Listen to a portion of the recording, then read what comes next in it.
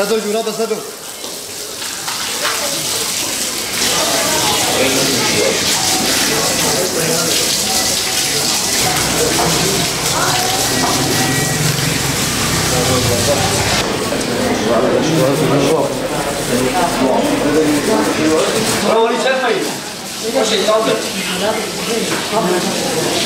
Baharda taze peynir, inek peyniri 170-200 lira arasıydı. Koyun peyniri de 250-280 lira arasıydı.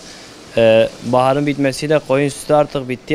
Neredeyse bitti derece kadar azalmış. Bu yüzden peynirler artık depodan çıkmaya başlamış. Depodan çıktığı için de baharda stok yaptık, maliyetidir, firesidir. Peynir fiyatı ortalama 400-450 liraya kadar gitmiş koyun peyniri. İnek de 250-300 lira arasına kadar gitmiş, orijinal. Onun dışında fiyatlar yükseldiği için müşteri fazla tüketemiyor. Tüketemediği için de peynir temel bir gıdadır, eksiksiz olmaz. Kahvaltıda olması gereken temel gıdalardan biridir. Bu yüzden millet alamıyor, ucuz peynire yöneliyor. Ucuz peynirler de hepsi merdiven altı fabrikasyon peynirlerdir. Süt tozundan yapılıyor. Hepsi sağlığa zararlı. Markette, pazarda, her sokakta satılıyor. O yüzden de bizim satışlarımız azalmış. Millet ne aldığını bilmiyor. Müşteri ne yediğini bilmiyor. Her yerden peynir almamaları lazım. Ne yediklerini bilmeleri lazım. Batman'da hiç denetim yok. Ne bir belge ne bir şey sormuyor. Her yerde, markette, sokakta, her sokakta millet peynir satıyor. Peynir yiyecek bir gıdadır. Sağlıkta önemli bir yeri var.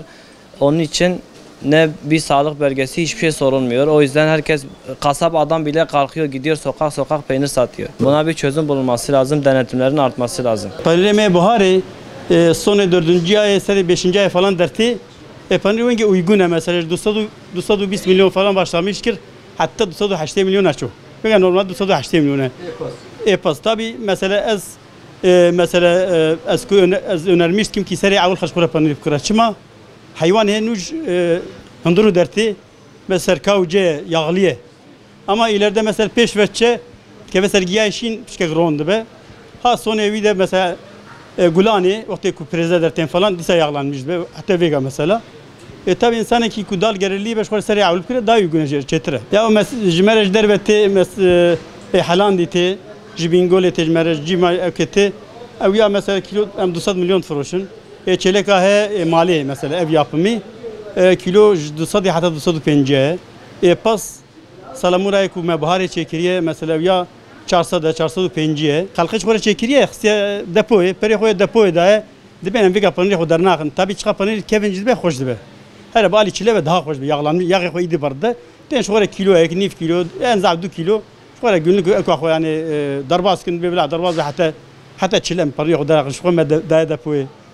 وبلا بني ما خوش باش قلت انه يقول لك يارم انا 2 كيلو جدبن benim çiğ mesela sarfa bejim ma hatta 7 kilo çıkırı azvega isam 5 kilo çekire düşmüş bu yani kaça düşmüş be maliyet ziyade be ya ne panirten ya alım gücü şu ket yani ya az ilo emeklime az disim fazla 16 milyar kazi az ilo bir neşkulum hiç şey ne yani insan te kapandın insan ki hoş vicdana خوب که ایرو از ورد شغل من روی عول مشفر شخوری جوتیه او جوامر جمعنا گوتیه پنی چی به از وی آوی جوانه بیشم ها هناك ایرو yanlış yönlendirmiş ki be f panir falan deri f panir falan okey yani henek millet cefem nake çeki saçene ve zap çeki başladı az vi hiç tercih nakim bu az onaylanmış nakim yani panir çi be adbim ev yani emaliye mesela ev emaliye ev yani makine ev yani salamura yani bu avi millet te kapandın yani. Bir avi mesela makine en zarki küçük mesela zarki bir zamanı mesela o kame amtıkan pırne pasponu jmel ağırnaya ama mesela zarki bir zaman nikarım khun juana zab başı. Ya gayip şey düşmüş bir juana zarukara tercih kim yani. Vega mesela hinek he sağlıksız hinek he sağlıksız belki ökteden aylın ama mesela bir kucmereti ne koz vega tkane savunmuştum. Kucmereti vega mesela zabdına piyası zab panir zab derler ama henek panir he pişka yağıt etine. Şet froşun 1 kilo mesela 105 milyon 120 milyon ya millet fakir tkıra halbeki sağlıksız. Ola denetim çebe azvega çıkan denetim çebe. Abi mesela ekme vekiliye tuazım ben tkane tef denetlemiş ki. Çünkü em şu emin yani ama em tuazım ki herkes yok abi. O şekilde aldım.